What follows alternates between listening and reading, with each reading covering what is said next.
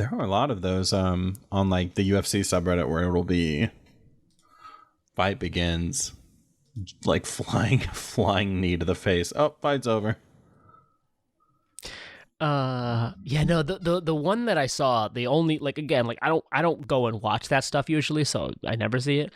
But the big one, again, that one at UFC 199, like, we straight up thought the dude was dead. Which is funny because I was explaining this to my sister-in-law, and she was like, "What?" Like, she was horrified by it, right? Which makes sense, right? Like, that is kind of horrifying. But like in the moment with the adrenaline pumping, you're like, "Yo, is that dude dead? Is that dude okay?" Like,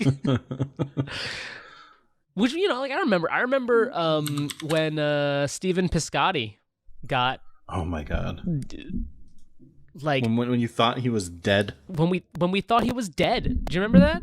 Oh, I remember it vividly. I was at the God, well, you know, it's funny I said that in the meeting. Like, I actually don't remember the setting. I remember seeing him getting hit in the fucking face. Yeah. I know exactly where I was and who I was with because I was at Wrigley Field, watching the Cubs play the Royals at Wrigley Field, right behind home plate because our friend Jimmy is friends with some of the Royals, and so he got like friends and family tickets for us, sick. And through I think through Danny Duffy. Which was pretty cool. I mean, he also said he'd sat in a lot of ballparks before, in a lot of those seats before, and Wrigley Field was the worst because, you know, fuck the Cubs.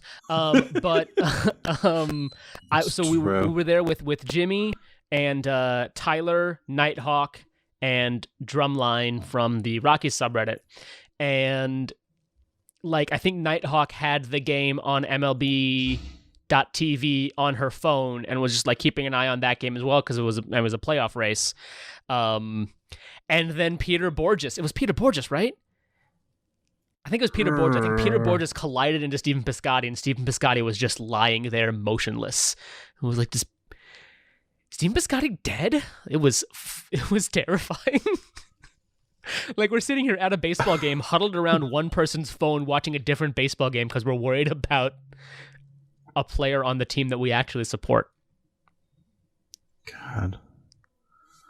It was I want to say I was at the Elks Lodge and there was whatever event was going on, and you know, my parents and my grandmother and, you know, that side of the family's in the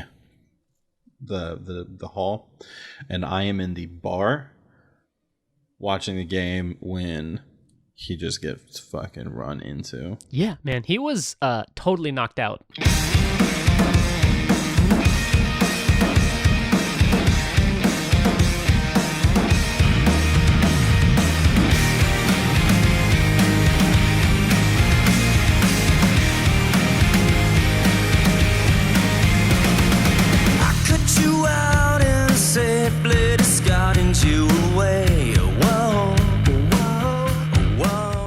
Helicopters, and welcome to this episode of Motion City Podcast. I am, as always, Naim Siddiqui. Joining me, as always, is Jacob Walden. How's it going, Jake? Good, and also it's very hot outside. It's hot. Very hot.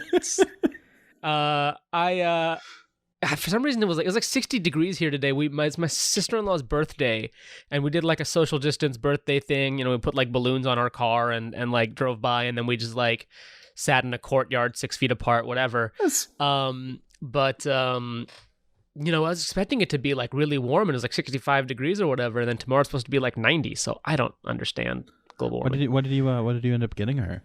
If you don't mind saying. I didn't end up getting her anything. The only gift she got was from my mom. I'll probably get her something when stuff quiets down, but like everyone understands, stuff is weird. Oh, yes. Yeah, I couldn't figure out what to get her. In fact, for my dad's birthday was at the end of last month, and his, like, we all struggled with. Finally, I figured out what to get him.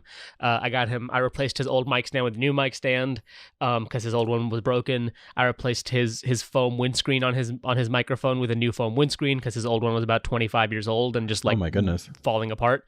And I also, on top of replacing things, I also got him a cup holder for his mic stand, that he could put like a water bottle in.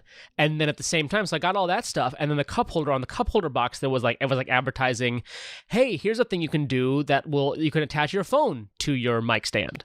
And I was like, oh, that would be great. He would love that because he does a lot of, like, he sings, but it's all like, it's really karaoke.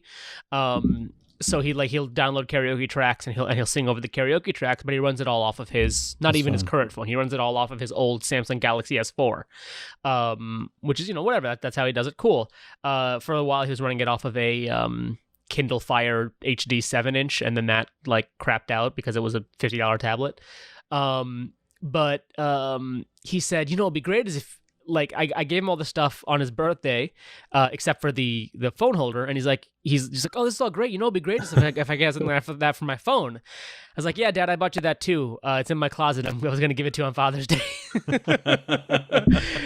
And my mom was like, you ruined the surprise. And I was like, no, it's better this way, because then he'd be like, oh, you bought this because I asked for it. But instead it's, no, I bought it and then you asked for it and I just happened to have already bought it for you. It's literally sitting in my closet waiting for me to give it to him on Father's Day. So he knows he's getting that for Father's Day. Why don't you just give it to him? I asked him, I said, do you want it now? And he said, no, wait till Father's Day. I said, okay, cool. That's fine. Nice. So I like that story. Works for me. So I was very happy that he said I would have loved this, because I was like, great, because I bought it for you. Because like that's something that I knew. I'm like, this is something that, like, because I had no idea that thing existed, and then it was advertised on the box for the cup holder, and I was like, oh, this would be great. And then coincidentally, in fact, so I don't know if you actually listened to any of the episodes you weren't on, but in the Real Big Fish one, Joe and I talked about Sellout, and one of the covers was from Fernando Ufrizzi, I think was his name, who seemed like he was cool guy. Seemed like he did good stuff. And then I watched a couple more of his videos, and one of them he had that on his mic stand, and that was after I'd already Fernando Ufret. And like I watched that video later. He was doing the same thing, like reading. I think he was doing the kind of thing that I would use it for, which was reading the like tabs on his phone while playing, which is handy and nice. And I had no idea it existed until after I bought it. I bought it, and then I saw a video of him using it, and I was like, oh, it's like what's that principle? Where like you hear about something 3 times or whatever. Bader-Meinhof, I think. Yeah, the Bader-Meinhof phenomenon. Bader-Meinhof. Yeah, I think it's that one. That sounds right. So I was like, yeah, like I mean that's not exactly what it was, but it was just like, how is this coming up the same, like right after? Literally, it was like a day after I bought it. I watched a video. And I was like, oh, he uses this too. Oh, that would be a hand use for. I even thought like that would be a hand use for it. Maybe I should buy one for myself. And then I was like, no, I don't need to buy one for myself. I'll borrow my dad's if I ever like need it. But then I was like, that's so weird that that it just happened to come up right afterwards. So, all right, let's talk about this song. This song is called TKO. It is the second track on the album Panic Stations, which is the 6th LP from Motion City Soundtrack. I forget, Jake. You were like a casual fan when they were actually releasing music, right? You weren't like a big fan like you are now. Right. Yeah, so I became a big fan around the release of Go, I think. So this was the first and only album that like came out when I was a fan. Making Moves, I remember. I think I was aware of the release of Go, like just I knew, oh, they've got a new album out, or like, oh, this is like I think I heard it relatively close to release. And it was I think I did as well. I'm fairly certain. Like, I was already a fan. I was already, I think, a pretty big fan when Go came out, but I wasn't like following like when's the album gonna come out, when's blah blah blah blah blah. Like I just when it came out, I was like, oh, new album, awesome. And like Timelines became my ringtone immediately, and I might still be my ringtone. I think Timelines has been my ringtone for 8 years. I should probably change my ringtone at some point. But I remember following everything. When is another thing kind of come out? Like, so Go came out, Making Moves came out shortly after that. Check that out. And then Tony left the band. I went to the show. That was my first concert. Was the Commit This to Memory tour, which is weird because I was like 22 years old and I'm going to my first concert ever. Whatever. And then when Panic Stations came out, I remember like following everything. When are things happening? So I think it was right after the tour. At the tour, they had mentioned that an album was coming out, or maybe this was before the tour. I think this is actually before the tour. I think this was promo around the time of the tour, but this was the first track that was released as a single. This was June 2015. The album came out in September of 2015. So TKO, and then Lose Control in August, and It's a Pleasure to Meet You in August as well. And so the three singles, I vividly remember listening to these three singles and being not excited for this album. Like specifically, like, did Lose Control had a music video as well, right? Yes. Yeah, Lose Control, the music video, and then Pleasure to Meet You has the one that's like the animated one. Yeah, like they're like dolls or something. Yeah. So I remember hearing these three tracks and being like not excited for this album, like very worried about this album not being what I wanted. Like especially because Go was an album that a lot of people didn't like and was in many ways kind of a disappointment, just because it moved to a different direction. So like Circuits and Wires sounds like the previous albums, and you know there's a lot of cool stuff in Go, and you know in hindsight it's a lot better than it felt at the time. With like it's just a little indie rockier than pop punky. So the stuff from Panic Stations, TKO, Lose Control, It's a Pleasure to Meet You, like all just sounded like songs that I didn't love, and sounded like I was worried about the album. In hindsight, I like it a lot more within the album than I liked it as a single. I don't know why they released it as a single personally. I think they probably should have put out Maybe I Can Feel You as a single. Heavy Boots would have been a good single. Gravity would have been a good single. Heavy Boots would probably be, or Gravity would be a lot better singles from it. But so TKO, Lose Control. I vividly remember not being excited because of these singles. I do get Lose Control as a single off of it. I get it. But TKO. I don't know. As we talked about, like I just listen to things I enjoy. So right. Their genre spanning I've never really thought much about it. And it was certainly stuff that I was like, it's not bad. It wasn't bad stuff. It was just like it was in a way a little bit worrying about like what direction they were taking, to me at the time, and to a lot of people. I remember complaining about it at the time as well, on the subreddit. I think I don't remember if it was the subreddit or like if I was on like a forum or something. I don't think I wasn't on like a Motion City forum, but I remember like reading comments on the internet. I don't remember where, but once the full album came out, like first of all, starting with Anything at All is so killer. I Can Feel It, we've already talked about, is really, really good. And then like Heavy Boots, it's just like and like it makes sense in the flow of the album. A song like TKO coming after Anything at All, and a song like Lose Control coming after I Can Feel You, and a song like It's a Pleasure to Meet You coming after Heavy Boots and before Over It Now. But as a separate single, I don't think it was a good single to release as a separate single. I don't think it got people excited. I don't think it got people like I know it got Motion City fans worried, and I would be willing to guess it got people who weren't like it didn't really get people who were Motion City fans or like weren't Motion City fans to become Motion City fans. However, like within the album, I think it's a good song. I think it worked out well. I don't dislike the song, but especially because it came out like 2 months before the next two singles came out. 3 months before the next two singles came out. So it was just this one song. This was the one new song. That's all we had. And it was like, I don't know that this is what I want. Especially also after Inside Out. So Inside Out was 2013. That was after Tony left the first song with Claudio. So for a good chunk of time, the only new song we had was Inside Out. There was the three songs on Making Moves, and then Inside Out. And so, what we heard was Inside Out. That was the quote unquote maybe the new Motion City sound.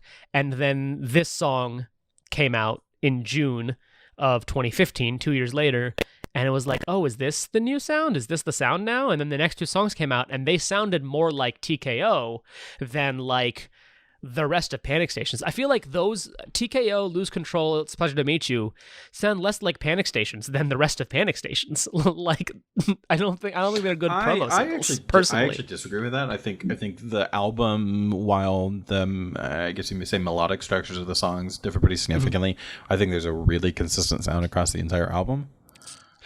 I don't know. I feel like it's Heavy Boots, right? That's Long Live the Echoes of My Despair dissolving into nothing. I'd say there's something about how Justin sings, and also definitely something I've heard. I think I've listened to the album. I listened to it once today. I've been listening to the album a lot, and I guess in some ways you kind of think of it as like, well, of course every song in an album is going to sound like that. Like I don't really think there's been a song where I'm like, this feels like it'd be on a different album. But no,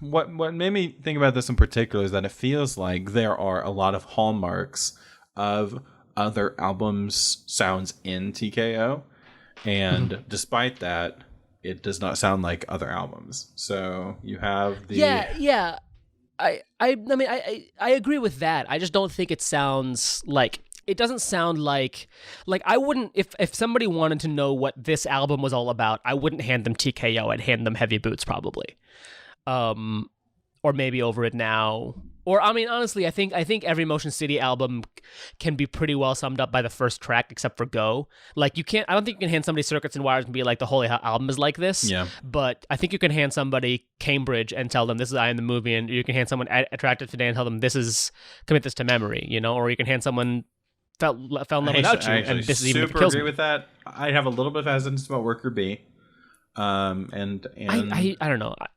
I buy that, but I feel like you can hand somebody Worker Bee and say this is the album. This is definitely something to return to, but I feel like I'm just curious if there was meant to be a different order with My Dinosaur Life.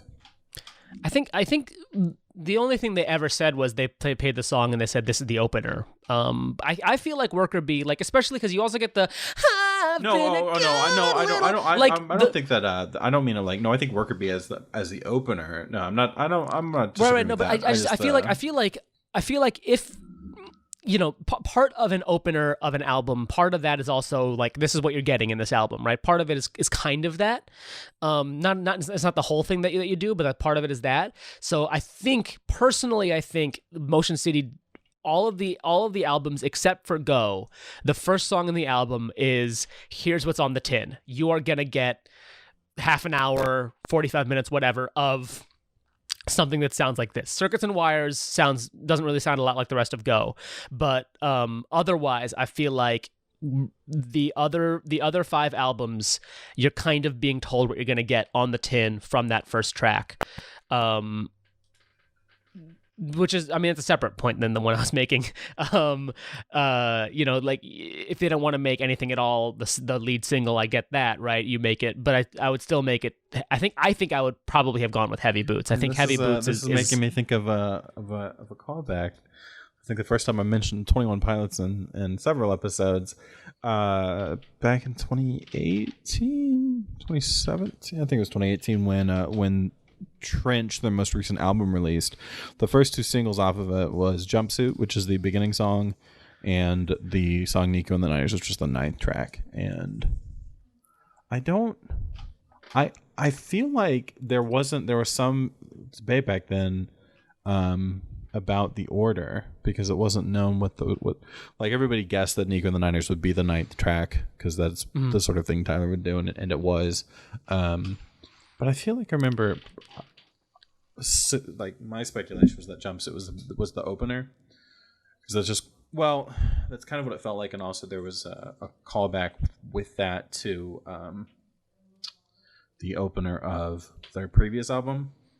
I mean, it depends on the way bands do, right? So because I'm looking at first of all, 21 Pilots has 6 singles, off Blurry Face.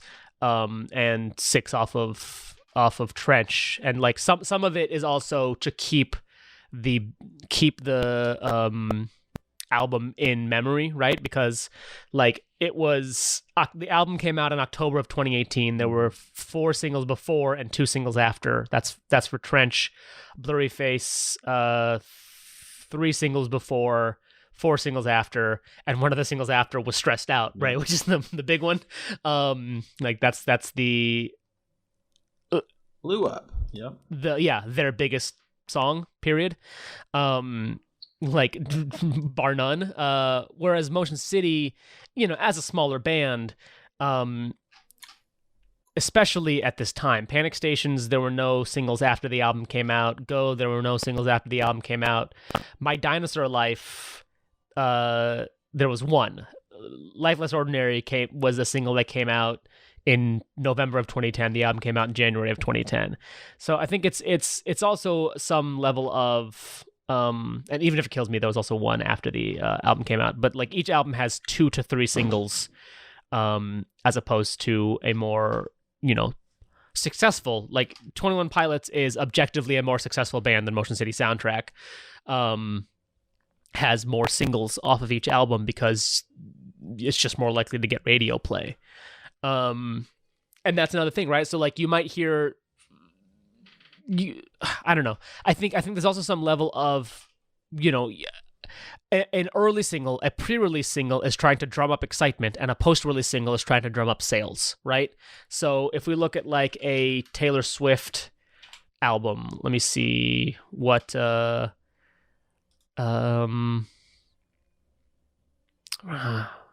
1989, right? 1989's first single was Shake It Off. Mm-hmm.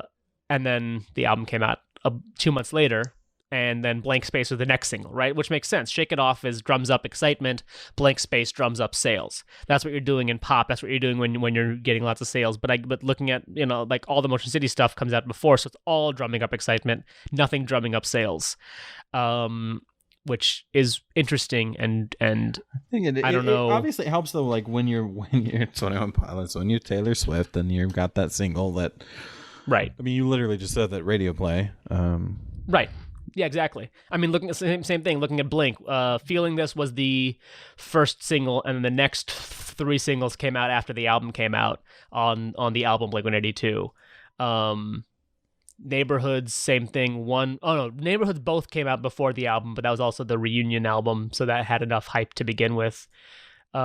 California, 1 before, 2 after. 9 was 5 before. All 5 came out before the album came out.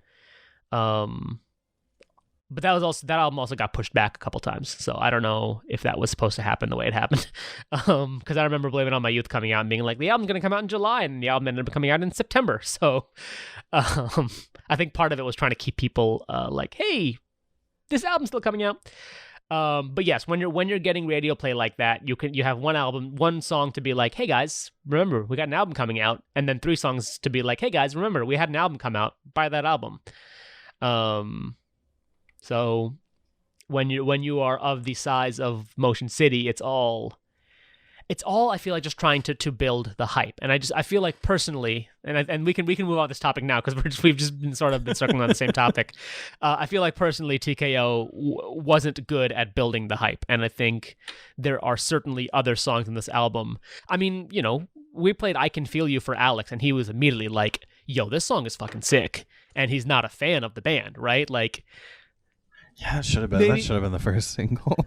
It's hard to know that was going to be that kind of reaction, but we got that reaction off of somebody who's not a fan of this band, right? And he immediately was like, this is sick, and this reminds me of the pop punk and emo stuff that I loved as a youth.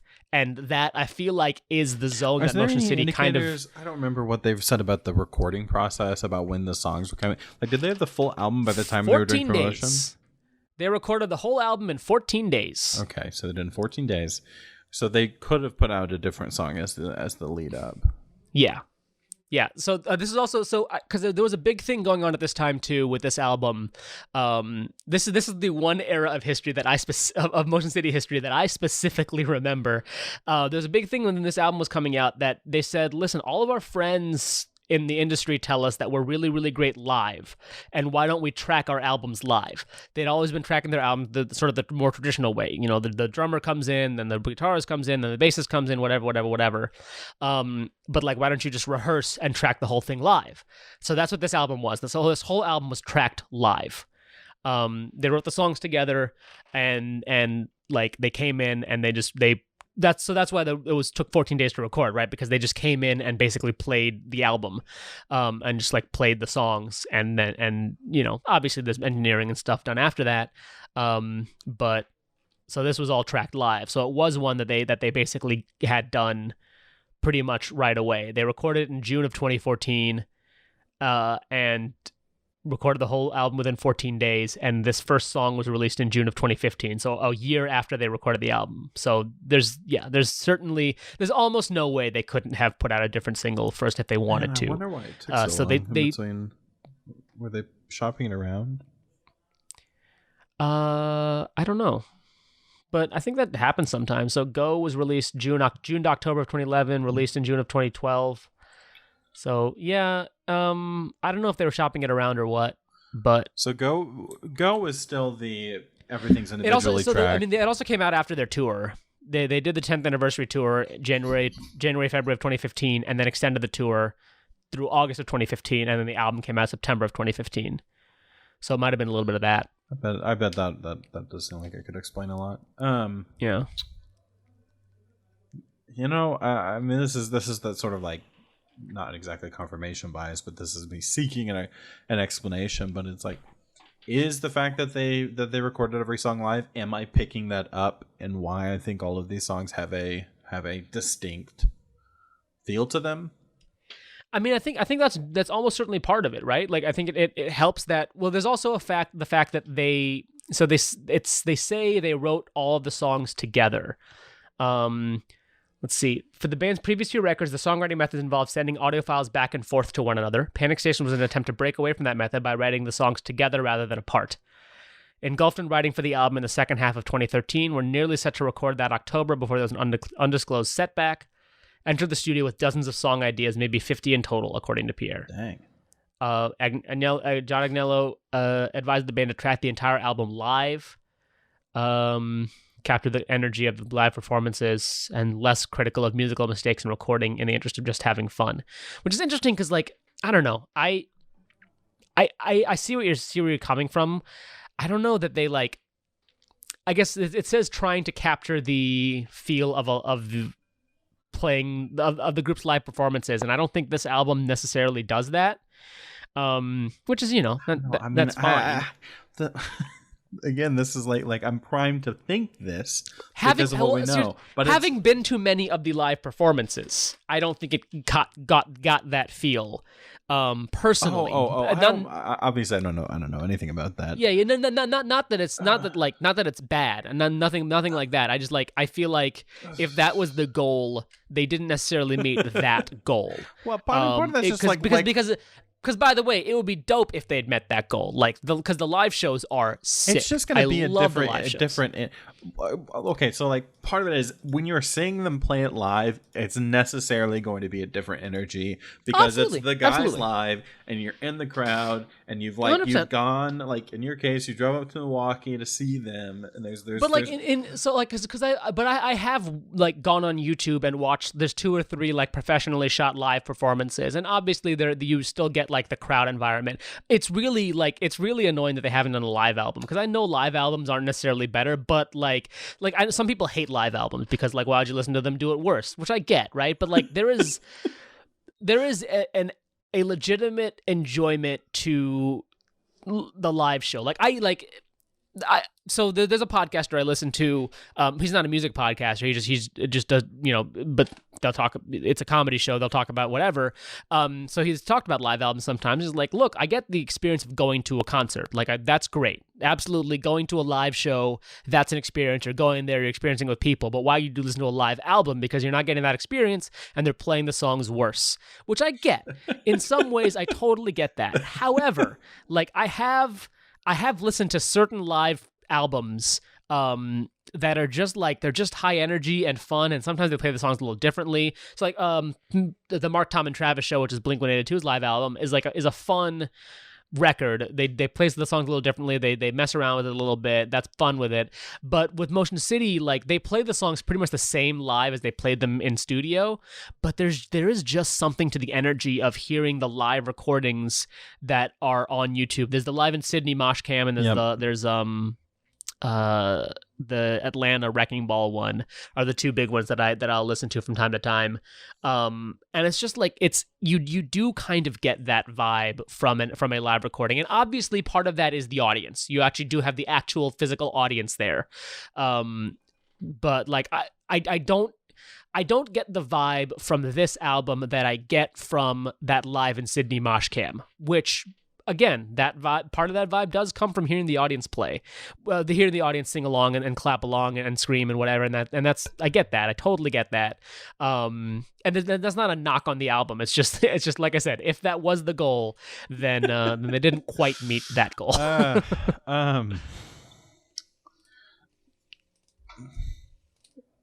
Yeah, you've heard them live. I haven't. The most recent concert I went to was 21 Pilots, which is was a bit of a different affair, being on the floor of the Scott Trade Center versus the I don't remember what it was called in Milwaukee. In Milwaukee, it's the Eagles Rave Club, but the pageant was the one in St. Louis that you literally bought a ticket to and didn't come. I was thinking about two things, and this does kind of tie in. So something you've mentioned a lot is that they will change their songs when they play them live. They'll do something different with the music. They'll do something different with the lyrics. And when you are set up for the expectation of how a song is going to go, and he subverts it, then that's going to play into the live experience, right? Like, right. If you, well, I just said it, but that did make me think of a very famous live set, the Daft Punk Live, especially Live 2007, which I have in my music library, and that is in front of a crowd. The crowd energy is really great in it, and you hear them, like, when they recognize a particular song coming up, the cheers rise at the beginning of the album when they're coming on. They got the huge cheering. I guess what your thing of it is, as we're trying to make the album like it was a live performance. No, it's just I understand. It's we're trying to capture the vibe, capture the energy, capture the vibe. What I'm saying is, I feel like I'm perceiving, and again, this is something that I've been primed to think, because we just discussed, is that it sounds to me like they are all playing together, not right. Like it, but that's what I'm thinking. Oh, there's something about this album. Oh, they played it all together. Well, that must be it, right? Like that's feeding into that conclusion. But that I really do feel like that's what I hear in it, which is they're playing together. Sure. There's definitely something to the sound on it that I would say is I only hear on Panic Stations, and it being the only one they tracked live. Correct. Yeah. See, it's interesting. I didn't personally hear that, but that might just be I don't know. Maybe it's just because maybe it's because I knew from the get go and I was listening for it to start with and didn't hear it to begin with, so it never really clicked with me. Was it My Dinosaur Life that Claudio did drumming on the recording on? My Dinosaur Life, not on the. I mean, I don't think he was on the recording. Claudio tracked the drums, and then Tony came in and replaced the drums that Claudio did. Claudio did backing vocals on Qbert. So wait, so he came up. So does that mean Claudio came up with the drums on My Dinosaur Life, or Tony still did that too? And no, so Claudio did the drums that everybody played to, and then they took the drums out of the track, and Tony wrote a new drum part to the song that already. So the songs were written. The songs were written to Claudio's drums, but the drum parts have none of Claudio in them. Tony didn't listen to Claudio's parts. I want to hear the Claudio, the Claudio versions of the My Dinosaur Life songs. That'd be interesting, right? That'd be cool. Okay, on TKO, which I do like the drums on this. I like the drums on anything at all as well. I feel like they really get in there. very high energy. But they do sound different. And or again, is that do I feel like they sound different, or do they sound different? And is it because his method's different? Have you looked at the kits? Do they have the same kit? I have no idea, but I wouldn't be surprised if they do, because Claudio was Tony's drum tech. Like Claudio, the reason that Claudio did drums on, he did, I think on Go too, right? We talked one of the Go songs we talked about. Claudio did track drums on that too before Tony came in on it. I think it was The Worst Is Yet to Come. I could be wrong. But yeah, so. Like, he was already close with the band. He was Tony's drum tech, so I wouldn't be surprised if they used the same kit. These do look like the same kit. Yeah, like I said, I wouldn't be surprised. It's just I'm you know. I mean, it can make it. It can certainly make a similarity thing, and like it doesn't hurt that again, because he teched for Tony for, I don't know exactly how long, but definitely for a significant amount of time, for him to, you know. He came in knowing the sound of the band, you know, probably better than anybody else outside of the band. You know, so he knew what Motion City drums sounded like, which is a big help for, you know, especially for like live shows and stuff. It's kind of hard to notice the difference between Claudio and Tony playing those parts, and you know, you could say Tony is better at writing drum parts, right? Like there's no particular drum parts in Panic Stations that like jump out to me as like, this is incredible, whereas like something like Time Turned Fragile like jumps out to me as, this is incredible, right? And Claudio plays it very, very well. Like I've watched Claudio play Time Turned Fragile live at least twice, and watched videos of him playing it. Like, he does it well. You know, no knock on Claudio's playing ability.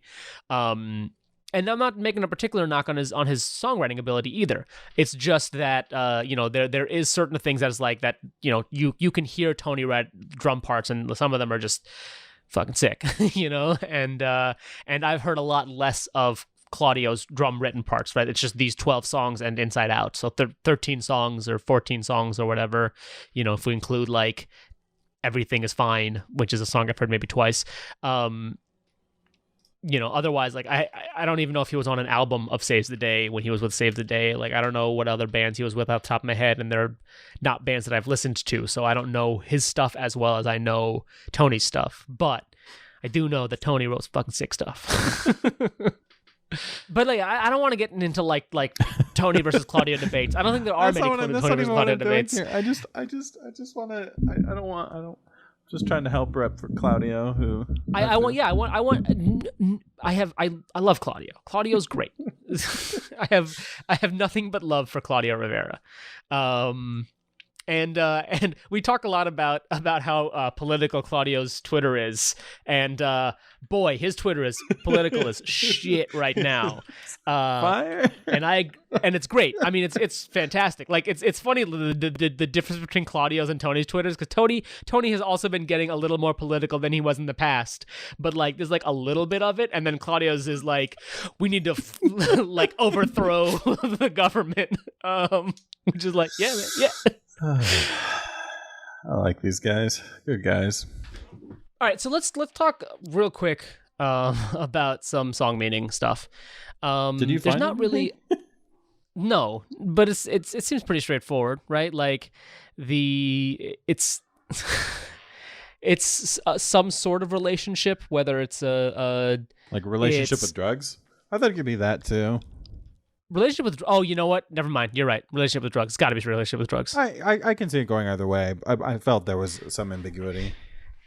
No, yeah, but I always forget about the drug thing. But like, I cut you out and safely discarded you away. Then you came back and sprang your attack on my parade.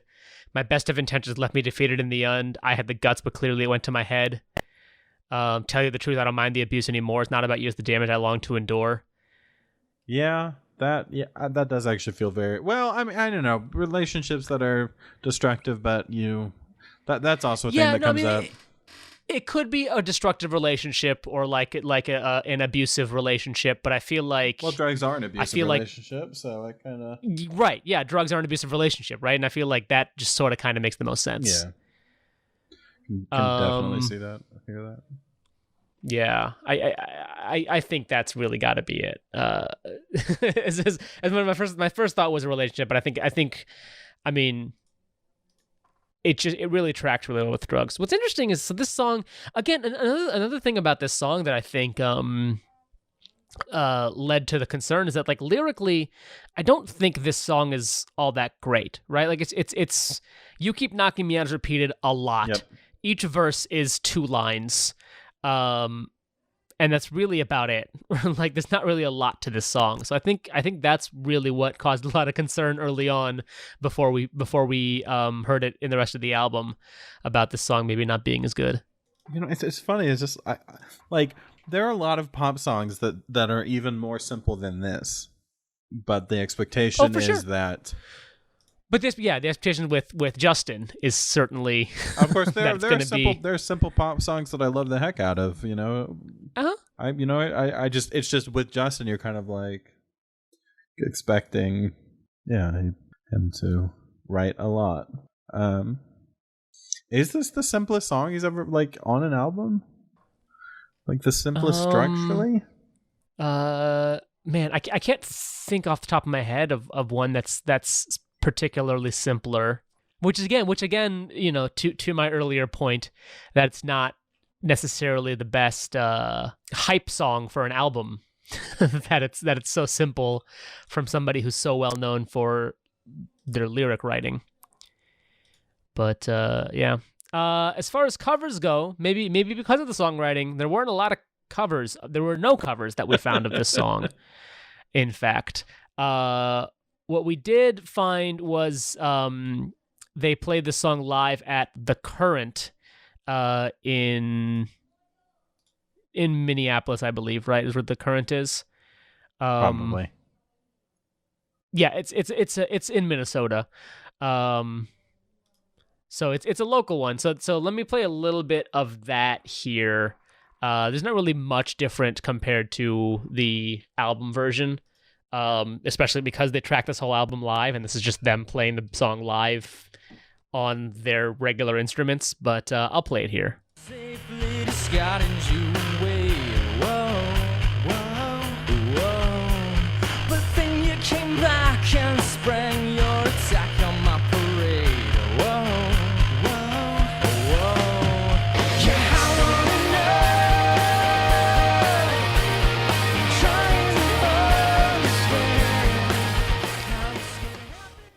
Really, that's another thing, actually, so this reminds me too that the sort of like the whoa, whoa, whoa, like it's 6 empty syllables.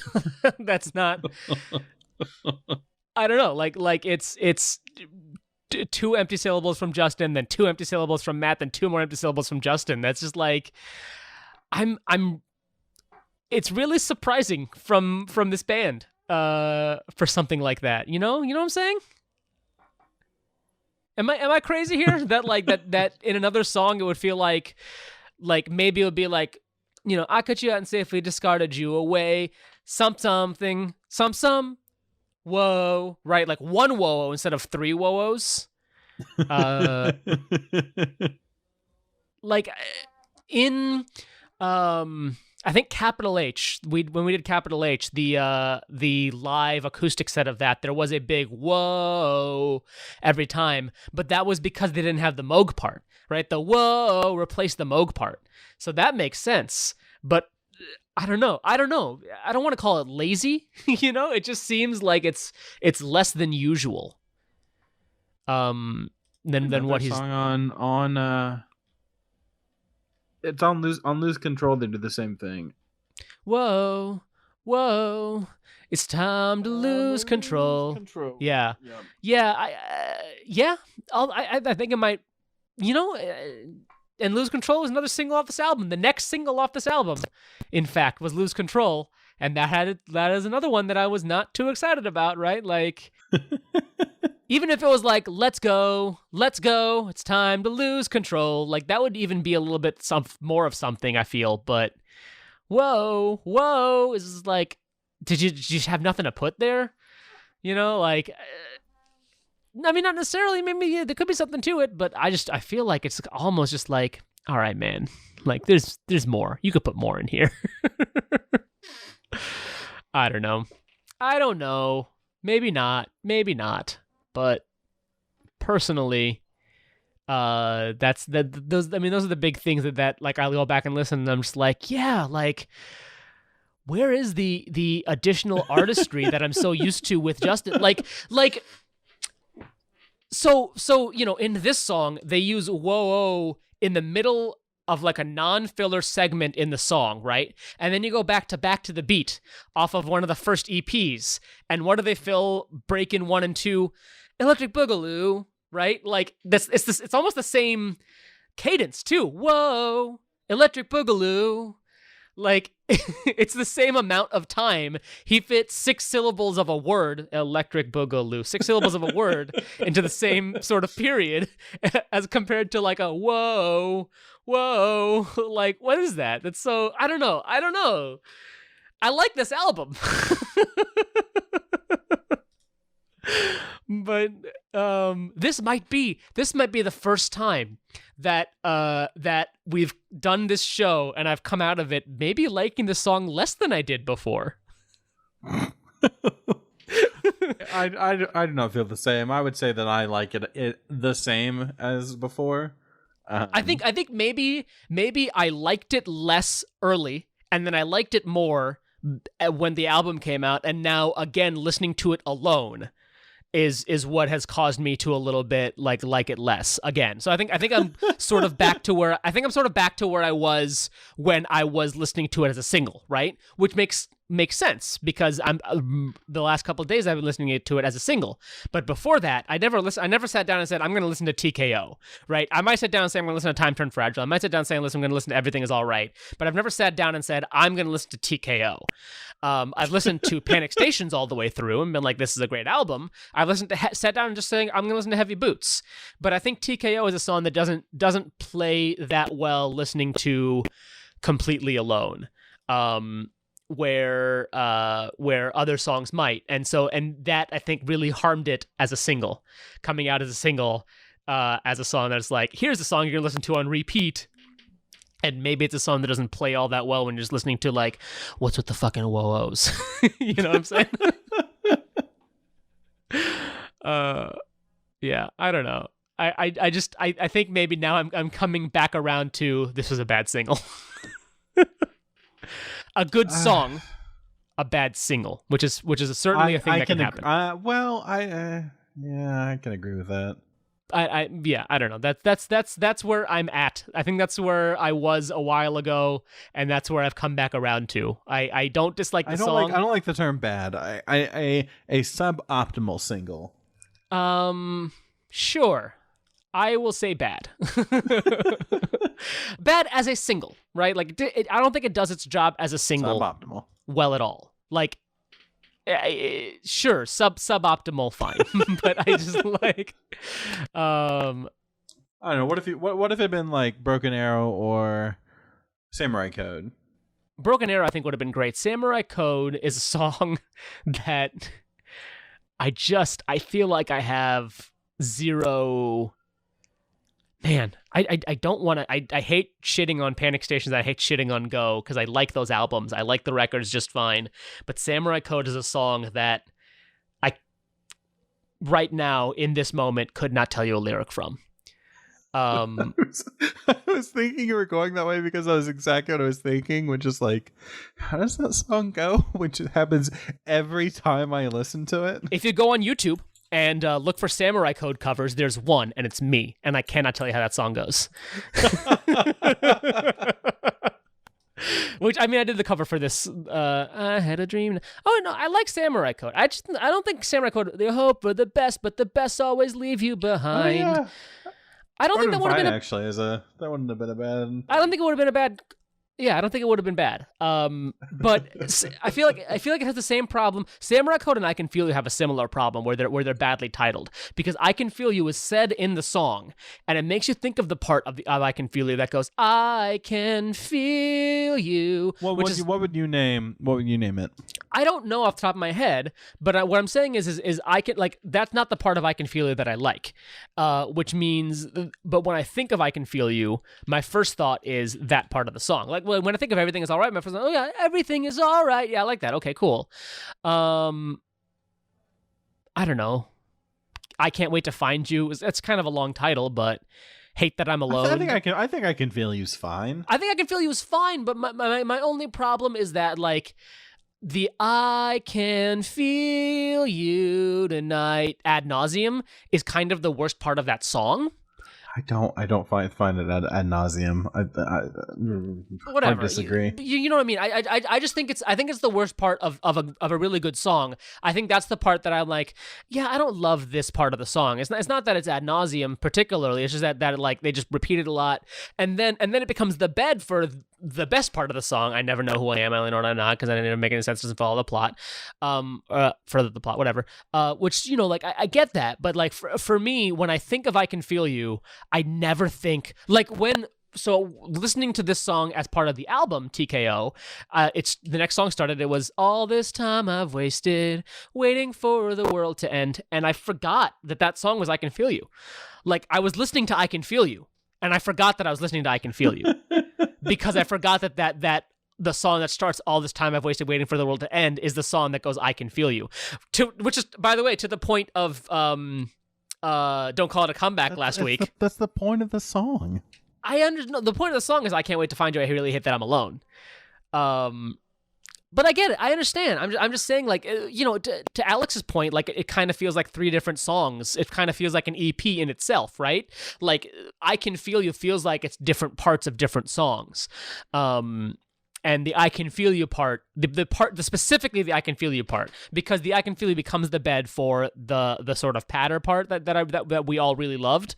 But the I Can Feel You part specifically, I feel like is the part of the song I don't love, is the I can feel you tonight. I can feel you. And like just keeps going with that. And that part I don't love.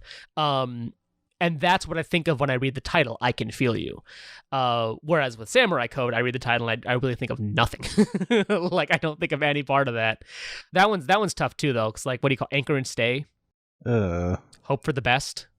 Hope for the Best, actually. I kind of like Hope. No Hope for the Best. I don't know. It's tough. Titling a song is difficult. As somebody who's written one song ever, and could not think of a title for it until like 2 years into the songwriting process. And by the way, the title of the song is not in the lyrics of the song. The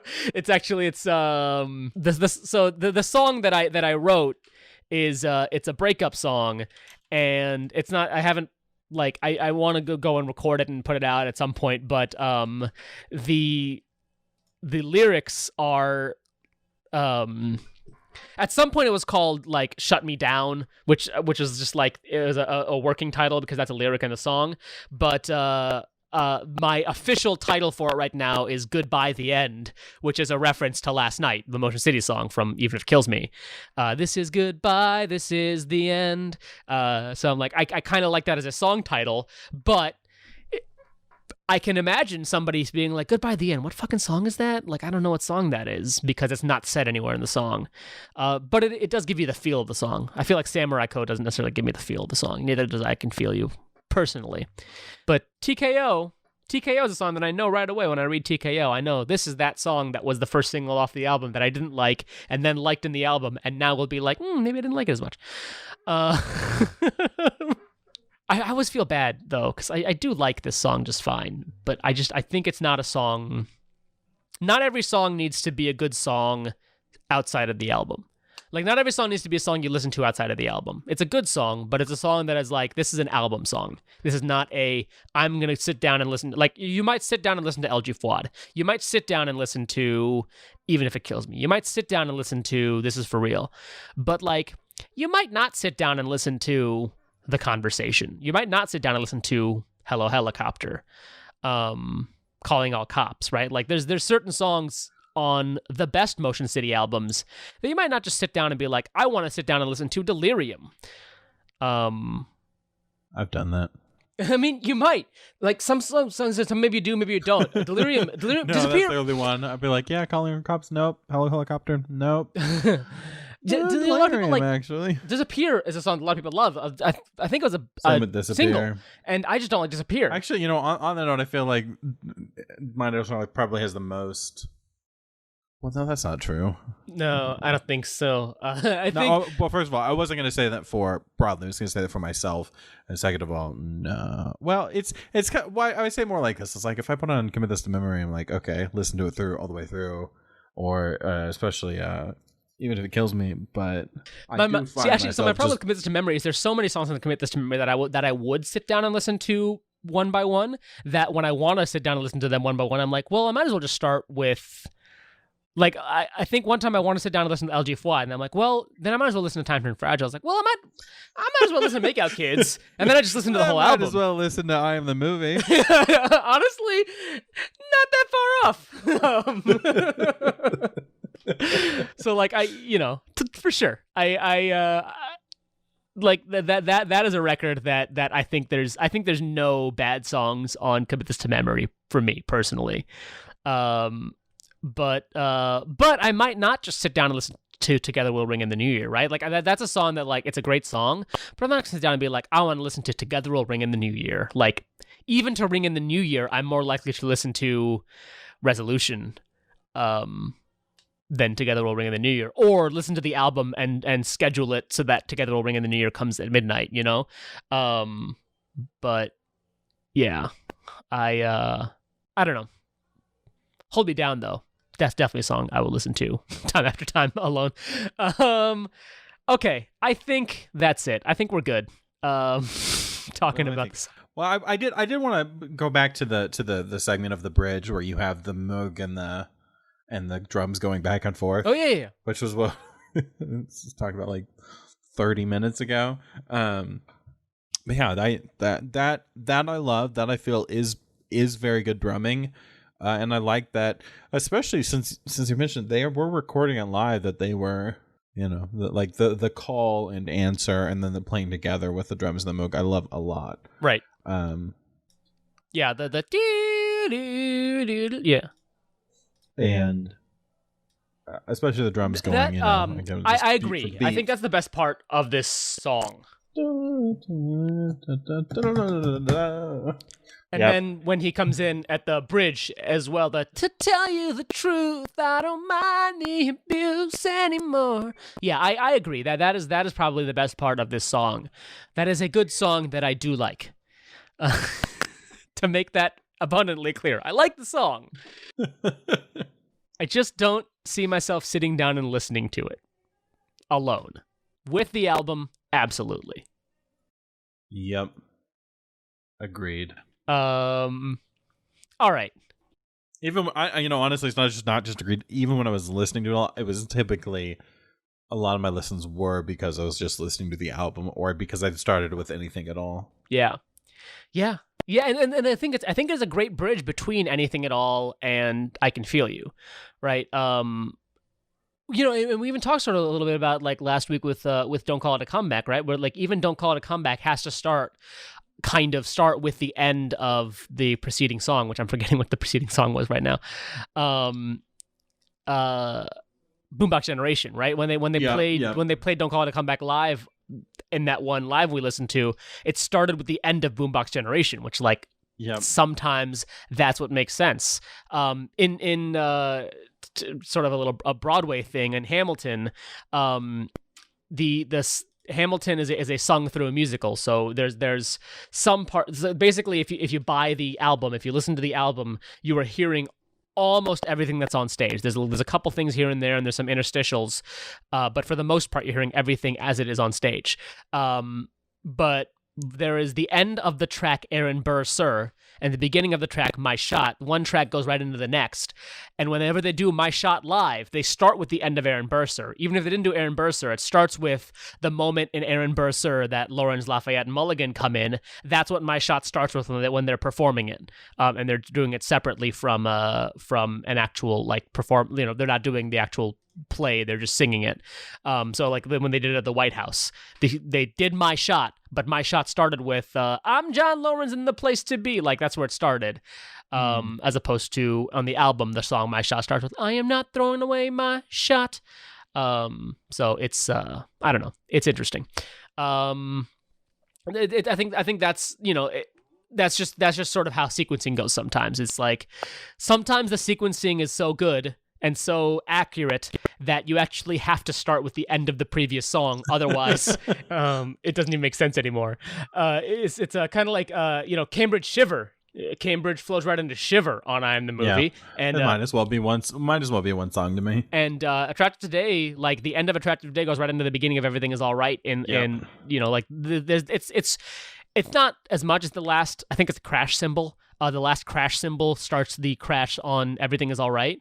But, you know, so like when they play it live, they just start like, they don't have that crash, but like some songs on some of the albums, and you know, Motion City is not the only band to ever do this, obviously. Actually, Holiday and Boulevard and Broken Dreams from Green Day is, I think, the first song that I ever heard it on. I know it's existed before that, obviously, but Boulevard and Broken Dreams starts with the last chord of Holiday. And I think, in fact, it is I think some versions of the album call it one song, Holiday / Boulevard of Broken Dreams. Yeah, like I think the last time I listened to it on YouTube, it was they were together, Holiday / Boulevard. Yeah. That's just kind of how it is sometimes. All right, is that it, Jake? You got none thoughts now? I like it. You know what, we didn't even mention this. This feels like the song where you can hear Matt sing the most, which I like. That is so true. Oh man, I just completely skip over them. did think about that. I completely forgot about that. I thought about that. I meant to say that, and I think I completely forgot about that. Obviously, you can hear Matt singing the most because they tracked it through live. So it's not when you're like, is this Matt? Is this Justin singing again, or is this Matt singing? No, they tracked it through live. It has to be Matt or Josh, but we see it's Matt. It's got to be Matt. Damn. Yeah, you're right. It also just sounds like he comes through it the most. I agree. But yeah. Yeah. Okay, now I have none thoughts. All right, so yes, that's it. I think for this episode of Motion City Podcast. If you want to follow us on Twitter, I'm at Kuhan. Jake is at The Boredom Line. The show is at Motion City Pod. The band is at Motion City Music. We are on Instagram. We're never post on Instagram ever, but we have an Instagram. We're gonna post there again sometime. But find Motion City Pod on Instagram. When they're touring with their new album, and people are allowed to do things again, and we'll have a picture to show. Yeah, sure. I'm just trying to psychically put that into the world. Put it into the universe, man. I agree. Let's do it. Let's put it out there. Make it happen. Make it happen, world. We'll post on Instagram. Our next post on Instagram is when we have one of the members of the band on the show.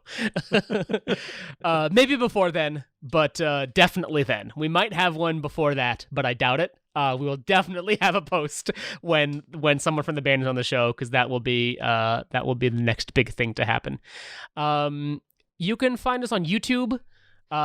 We don't have enough subscribers to have a vanity link yet, but if you just search Motion City Podcast on YouTube, all of the episodes of the show are up there now. So listen to them there. If you want to introduce us to a friend, that's a good way to introduce us to a friend, I guess. I think, follow the band on everything. Josh is It's Chudy on Twitter. He's probably still streaming now. For sure. He'll probably be streaming for another couple hours. Yeah. Yeah, he is indeed still streaming now.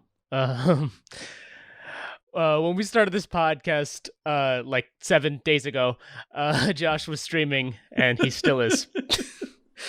You didn't hear. So peel back behind the curtain. Nobody heard this in the podcast recording, but there was about a half an hour in the middle that we had to do some tech troubleshooting. So that all got cut out, but it definitely happened. So the magic of editing. That's it. Thank you for listening. Thank you for your support. Oh yeah, we have a Patreon as well, patreon.com/MotionCityPod. But instead of donating to our Patreon, donate to Campaign Zero. I'm sure there are endless links right now on your various social medias. Yes, there's so many of them. I do a live stream pub quiz on YouTube and Twitch. It's twitch.tv/speakeasypubquiz, youtube.com/SSJKuhan. Follow me on Twitter, or you'll see all the details there. Our winning team last week, we now make enough on our Patreon for Speakeasy Pub Quiz to offer prizes. Our winning team on Patreon last week said they wanted us to donate to the Transgender Law Center's Black LGBTQIA plus Migrant Project. So we donated all of our Patreon earnings for last week. Not only their prize, the second place prize also donated the money, and Joe and I donated our portion of the funds as well to the BLMP. So if you want to donate there, you want to match our donation, that is transgenderlawcenter.org/program/BLMP. But there are plenty of good and worthwhile charities to donate to right now. So do that. Don't give us money. Or do if you want to. If you can do both, but donate to like a real, like a good charity first. That is so much more important than this bullshit. Okay, that's it. That'll do it, I think, for this episode of Motion City Podcast. Until next time, whoa, whoa, whoa. You keep knocking me out, I'll just stay down. You keep knocking me out.